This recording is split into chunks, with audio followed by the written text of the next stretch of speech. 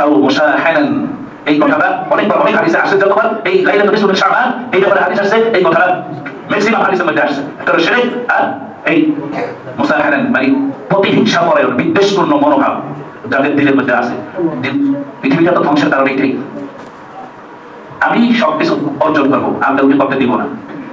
প্রতিটা সেক্টরে সেক্টরে একই অবস্থা, ভাই ভাইয়ের সাথে, প্রতিবেশী প্রতিবেশীর সাথে, চাচা ভাবিতার সাথে, ভাই বোনের সাথে, এই প্রতি ক্ষেত্রে ক্ষমতার লড়াই যেখানে যেতে চাইবেন প্রতিটা সেক্টরে এই বিদ্বেষটাই কাজ করে আজকে পৃথিবীর জঘন্যতম অবস্থা।